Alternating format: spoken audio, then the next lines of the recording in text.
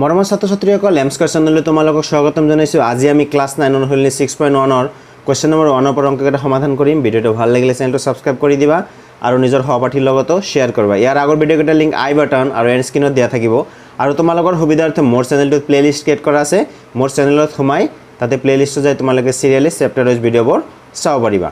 এতিয়া আমাৰ এই অনুশীলনীৰ কোৱেশ্চনকেইটা আৰম্ভ কৰাৰ আগত কিছুমান আমাৰ কনচেপ্ট জানি ল'ব লাগিব। আমি প্ৰতিটো ইউনিট ৱাইজ 6.1 ত যিখিনি আমাৰ কনচেপ্ট লাগে সেইখিনি বুজি ল'ম। 6.2 ত সেপাৰেটকৈ সেনেকৈ বুজি ল'ম। এতিয়া 6.1 ত আমাৰ যিখিনি কনচেপ্ট লাগে সেইখিনি কনচেপ্ট প্ৰথমত আমি জানি লওঁ অকণমান কনচেপ্ট। চ' আমাৰ ফাৰ্ষ্ট কনচেপ্টটো কি লাগিব? বিপ্ৰতীপ বা ইয়াৰ আৰু এটাৰ নাম কি? বিপৰীত শীৰ্ষক কোণ। চ' কেনেকুৱা হয়? চ' ধৰি ল'লোঁ এনেকুৱা দুডাল ৰেখা আছে। So' this one is A B আৰু এইটো হ'ল চি ডি। এ বি আৰু চি ডি ৰেখাডালে ধৰি ল'লোঁ অ' বিন্দুত কাটিছে। তেনেহ'লে চোৱাচোন এতিয়া চাৰিটা কোণ উৎপন্ন হৈছে। এইটো এটা, এইটো এটা, এইটো এটা আৰু এইটো এটা। চ' আমি এনেকৈ নাম দিলোঁ, এইটো এটা, এইটো এনেকৈ ডাবল দিলোঁ আৰু এইটো চোৱা 1 2 3 4। যেতিয়া দুডাল ৰেখাই এনেকৈ কটাকটি কৰে, এতিয়া এনেকৈ কৰক, এনেকৈ কৰক, এনেকৈ কৰক, যেনেকৈ কটাকটি নকৰককৈ তেতিয়া কি হয়? এনেকৈ চাৰিটা কোণ উৎপন্ন হয়। আৰু যেতিয়া চাৰিটা কোণ উৎপন্ন হয় তেতিয়া তাৰ বিপৰীত ফালৰ কোণবিলাক কি হয়? সমান হয়। সেইটোৱে কি বুলি কোৱা হয়? বিপৰীত শীৰ্ষক কোণ। তাৰমানে কি? 1ৰ উল্টা পিনে বিপৰীত দিশত কি আছে? 3 আছে। তাৰমানে এংগেল 1 ইজ ইকুৱেল টু কি হ'ব? Angle 3। Angle 2 is equal two কি হ'ব? এংগেল 4। কাৰণ 2ৰ বিপৰীত পিনে কি আছে? 4। চ' 2 ইজ ইকুৱেল টু এংগেল 4। গম পালা না? আৰু যদি কোণ হিচাপত লিখোঁ আমি এ অ' ডি, এইটোক যদি আমি কোণ হিচাপত লিখোঁ 1ক এ অ' চি,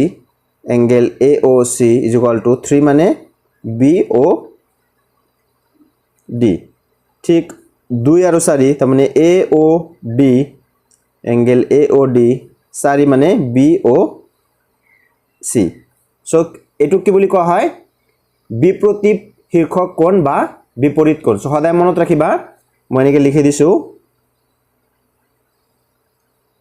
বিপ্ৰতীপ শীৰ্ষক কোণবোৰ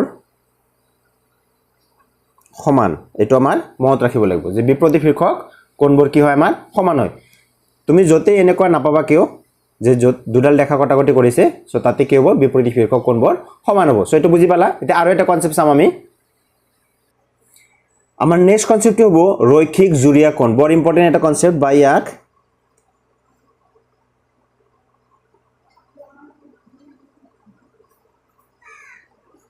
ৰৈখিক জোৰ বুলিও কোৱা হয়।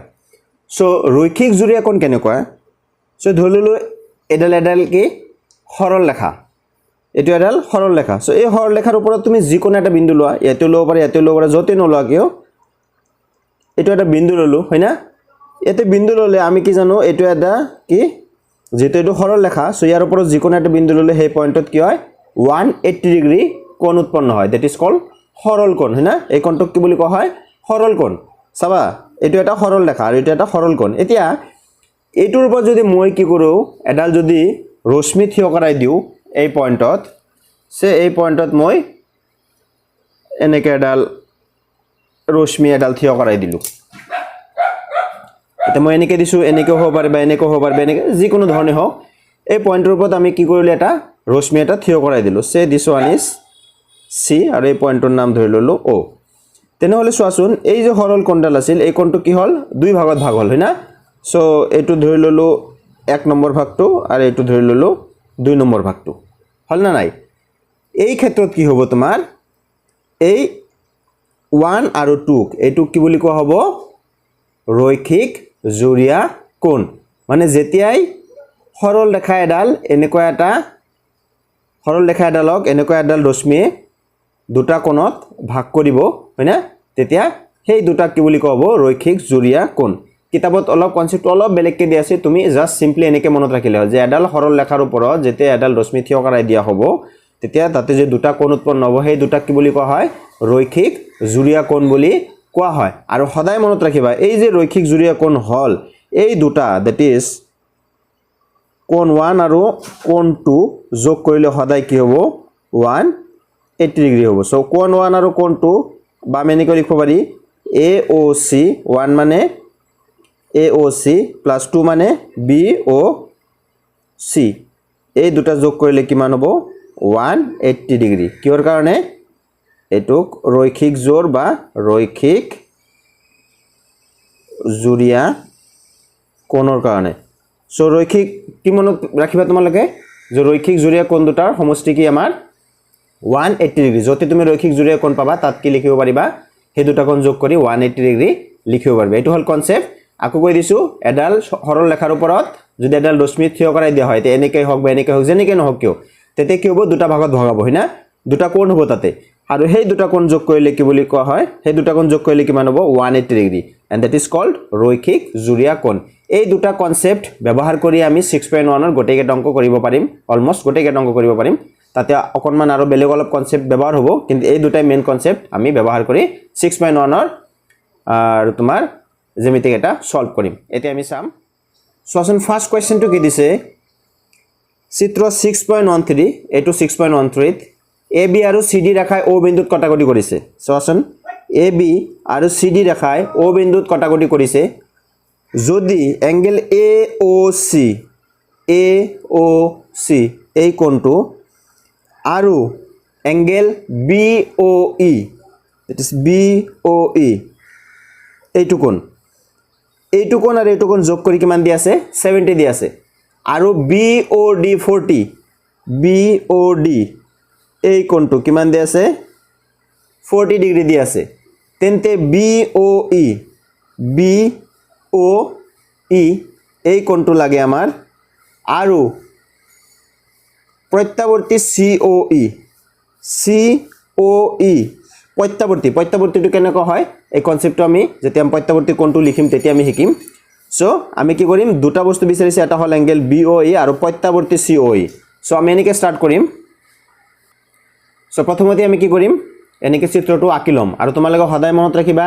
জ্যামিতিত চিত্ৰ নাকিলে কিন্তু সম্পূৰ্ণ শুদ্ধ হলেও একেবাৰে জিৰো পাবা জ্যামিতিত চিত্ৰ আঁকিবই লাগিব মাষ্ট আৰু জ্যামিতিত কি লাগে অলপ ইমাজিনেশন পাৱাৰ লাগে মই এনেকুৱা বহুত দেখা পাইছো মোৰ চাকৰি জীৱন প্ৰায় 13 বছৰ সম্পূৰ্ণ হল এতিয়া এইখিনি সময়ত মই এটো দেখা পাইছো ষ্টুডেন্ট বিলাকে কি কৰে বেছিভাগ ষ্টুডেন্টে জ্যামিতিক টান বুলি ভাবে আৰু মুখস্থ কৰিবলৈ চেষ্টা কৰে যেটো একেবাৰে ভুল জ্যামিতি একেবাৰে সহজ কিন্তু কনসেপ্ট ধুনিয়াকৈ মাথাত সোমাই ল'ব লাগিব আৰু কনসেপ্ট সোমাই ললে তুমি কি এই ফিগাৰৰ লগত এই চিত্ৰটো যে আছে চিত্ৰটোৰ লগত খেলিব লাগিব আৰু অলপ আগত যে কনসেপ্ট বুজাই দিলো এই কনসেপ্টবোৰ মাথাত ৰাখিব লাগিব তেতিয়া একেবাৰে ইজি আৰু জ্যামিতি কেতিয়াও মুখস্থ কৰিব নালাগে কনসেপ্টটো বুজি পালে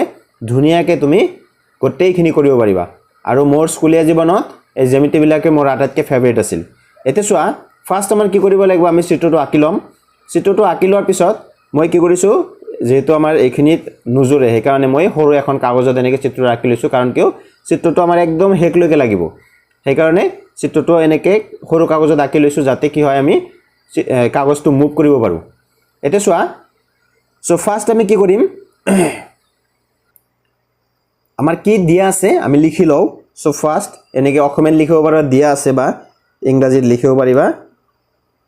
গিভেন আমাৰ কি দিয়া আছে AOC plus BOE equal to কিমান দিয়া আছে 70 that is AOC আৰু BOE এই দুটা যোগ কৰি কিমান দিয়া আছে angle AOC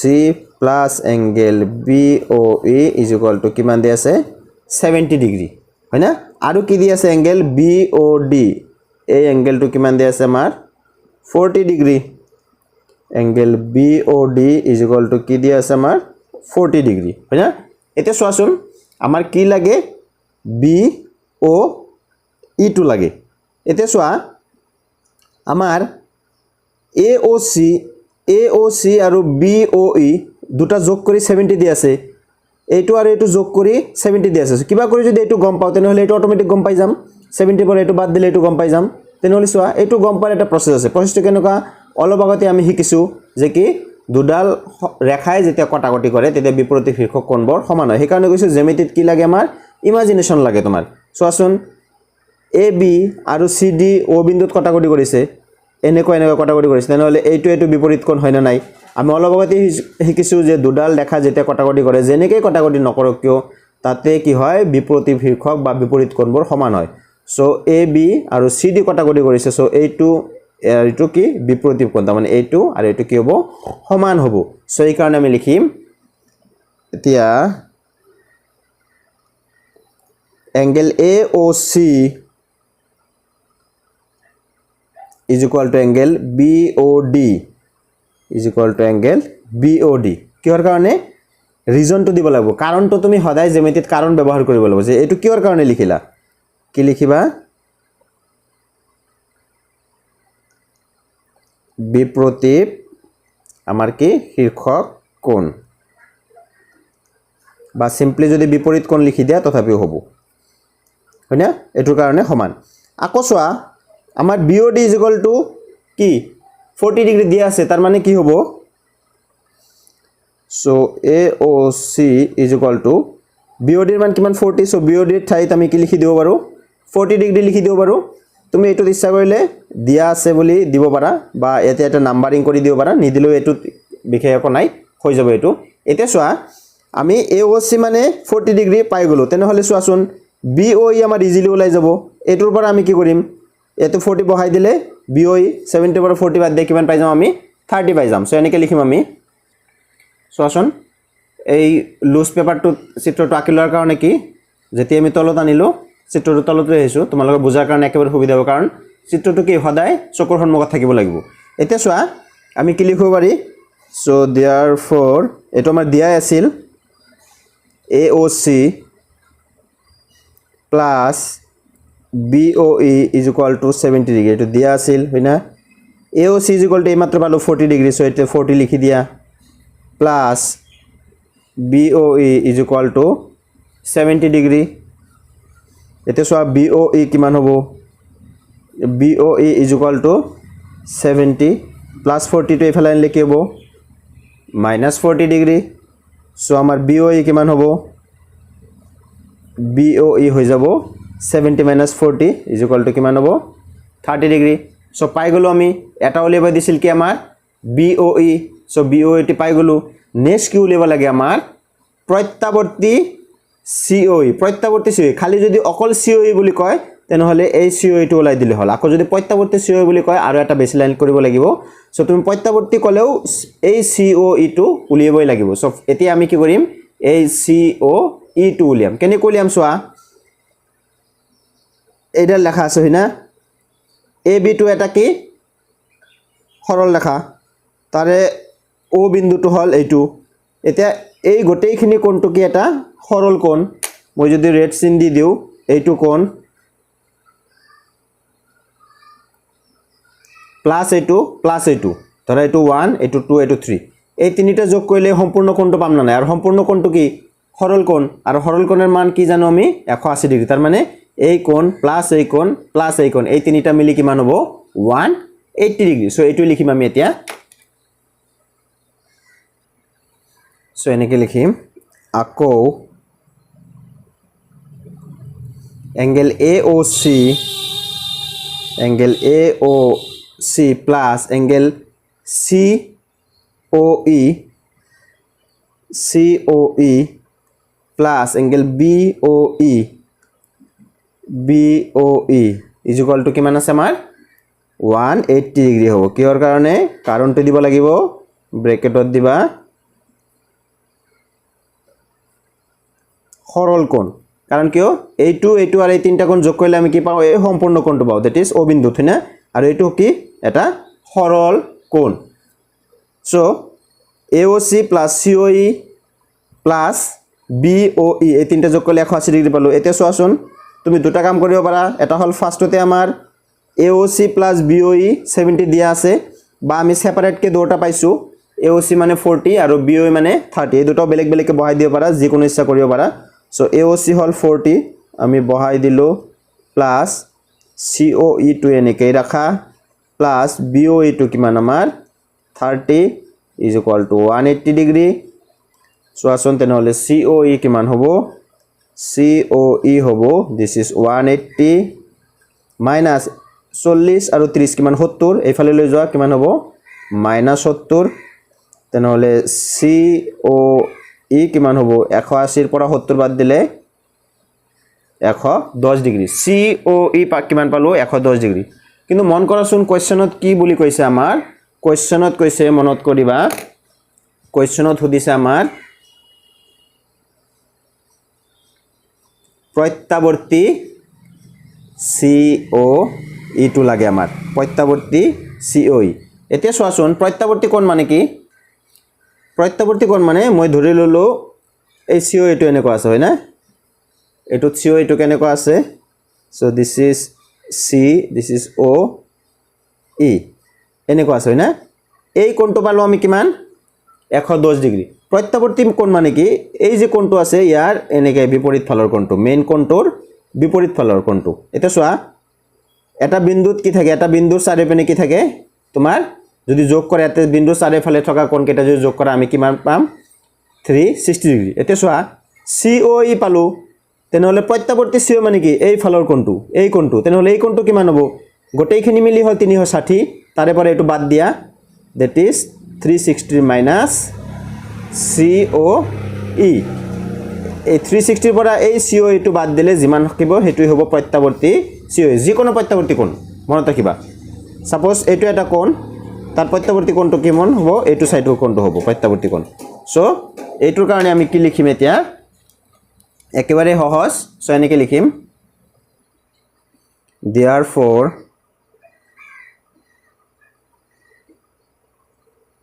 প্ৰত্যাৱৰ্তী angle COE is equal to 360 degree minus COE main যেটো কোণ 360 পৰা হেতু বাদ দিব লাগিব সো 360 degree minus কিমান হ'ব 110 ডিগ্ৰী 360 পৰা 110 বাদ দিলে কিমান থাকে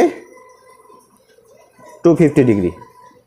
সো আমি দুটা পাই গলো দুটা ওলাব দিছিল এটা BOE আৰু এটা প্ৰত্যাৱৰ্তী COE তোমালোক যদি খালি দিলে হয় COE কিমান তেনেহলে ইয়াতে আমাৰ आंसर হেক যেতিয়া কো প্ৰত্যাৱৰ্তী COE তেনেহলে 360 পৰা হেতু কি কৰিবা চকুমুদি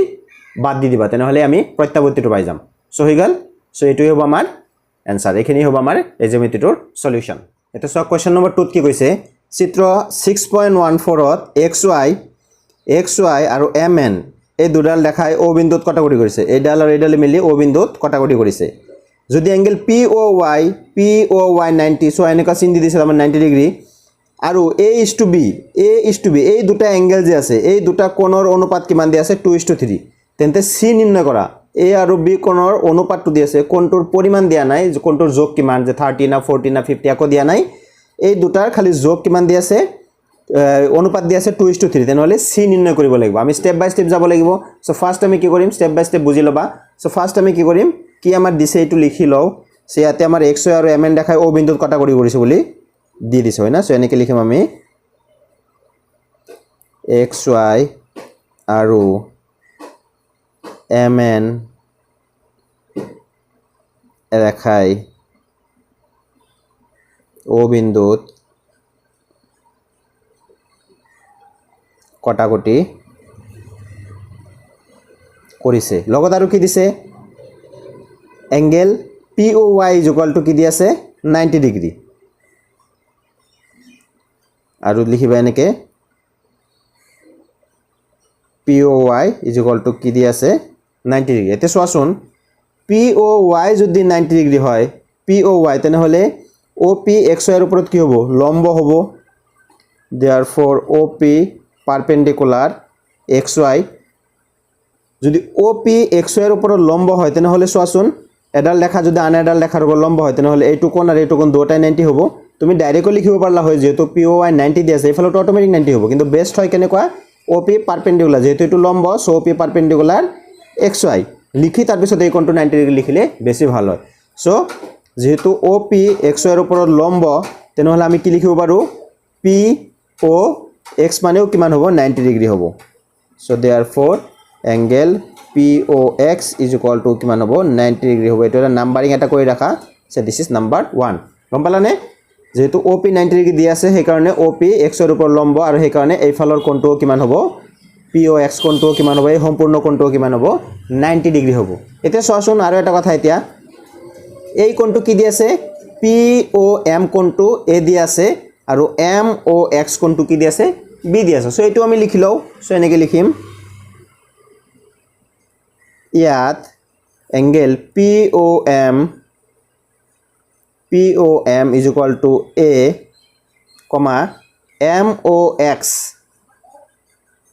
MOX is equal to কি দি আছে B দি আছে হয় না এটো দি আছে এতে সোয়া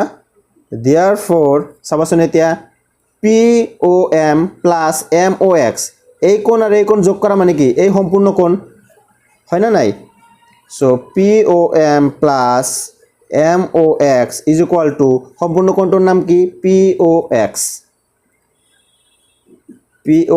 বুঝি পালানে POM that is এই কোণ plus MOX that is এই কোণ so এইখিনি আর এইখিনি যোগ কৰিলে কি গোটেইখিনি পোৱা যায় গোটেইখিনি মানে POX পালো এতে সোয়াসন POM মানে কি দি আছে A MOX মানে কি দি আছে B আৰু POX মানে কি অলপ আগত ওলাইছিল কিমান 90 ডিগ্ৰী এই লিখিলো 90 যেটো এটো 90 লিখিলা কোৰ পৰা লিখিবা এতে কাৰণটো দি দিবা একৰ পৰা হৈ গলে খিনি এতিয়া এতে সোয়া কি কৰিম আমি এতে সোয়াসন কোৱেশ্চনত কি দিছে A:B A আৰু B এই কোণ দুটাৰ অনুপাত কিমান দি আছে 2:3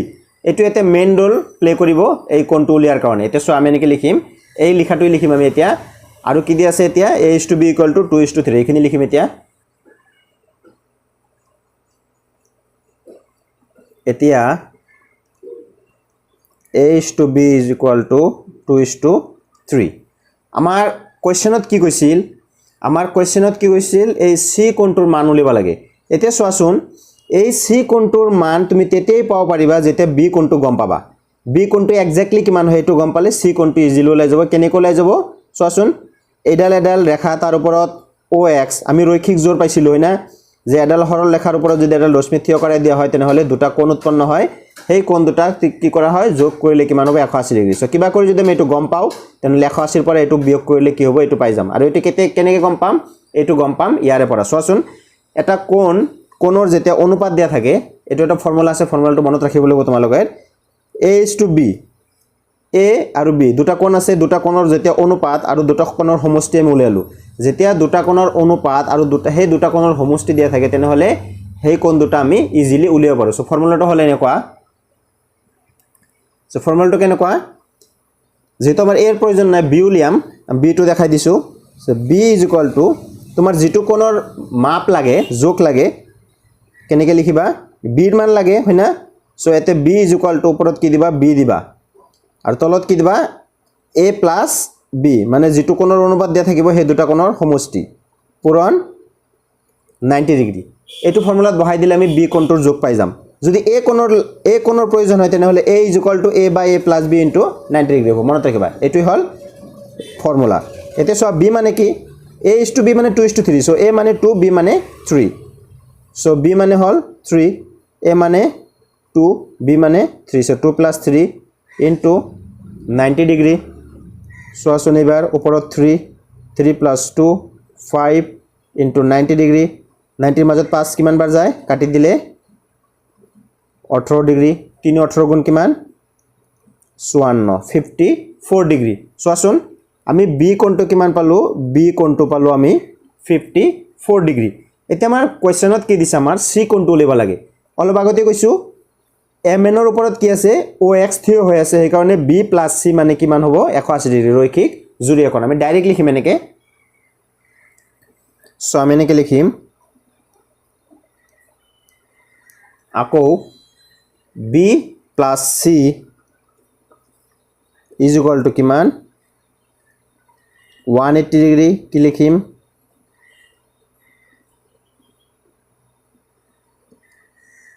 ৰৈখিক জুৰীয়া কোণ এতে সোয়া B ৰ মানটো মাত্ৰ পালো কিমান 54 তুমি সগলি ইয়াতে এটা নাম্বাৰিং কৰিব পাৰা 2 ইয়াতে 2 ৰ পৰা লিখি দিব পাৰা নিলিখিলেও কোনো অসুবিধা নাই ইমান সো C = যেহেতু আমি লগে পাইছো 180 ডিগ্ৰী সো C = কিমান হ'ব যদি নাম্বাৰিং কৰে ইয়াতে 2 ইয়াতে লিখিব লাগিব 2 ৰ পৰা আগত যেনেকৈ লিখিছিল 1 ৰ পৰা সো C = 180 - 54 ডিগ্ৰী সো 180 পৰা 54 বাদ দিলে কিমান থাকে 126 ডিগ্ৰী বাস হৈ গ'ল so this is our answer সি বিচাৰিছিল আমি সি পাই গ'লে কিমান 126 মৰমৰ ছাত্ৰ-ছাত্ৰীসকল এই জ্যামিতিবিলাক তোমালোকে খুব ভালদৰে প্ৰেক্টিছ কৰিবা ভিডিওটো পজ কৰি চাই লবা লাগিলে আকৌ একবাৰ চাবা আৰু নিজে নিজে কৰিবলৈ চেষ্টা কৰিবা আৰু মুখস্থ কৰিবলৈ কেতিয়াই চেষ্টা নকৰিবা মই আৰু ফাষ্ট কৰিব পাৰিলো হয় আৰু স্পিডত কৰিব পাৰিলো হয় কিন্তু তোমালোকে যাতে খুব ভালকে বুজি পোৱা সেইকাৰণে প্ৰতিটো ষ্টেপ মই ধুনীয়াকে লাহে বুজাই দিছো আৰু তোমালোকে এনেকৈ বুজি পাই কৰিবলৈ চেষ্টা কৰিবা তেতিয়া হলে চাবা একেবাৰে ইজি হৈছে আজিলৈ ইমানতে সামৰিলো মৰমৰ ছাত্ৰ-ছাত্ৰীসকল ভিডিওটো ভাল লাগিলে চেনেলটো সাবস্ক্ৰাইব কৰি দিবা আৰু নিজৰ সহপাঠীৰ লগতো শেয়াৰ কৰিবা তোমালোকে লাইক কমেন্ট কৰিবা তোমালোকৰ এক একটা লাইক কমেন্ট মোক এনেকুৱা আৰু ভিডিও বনাবলৈ অনুপ্ৰাণিত কৰে thank you for watching this video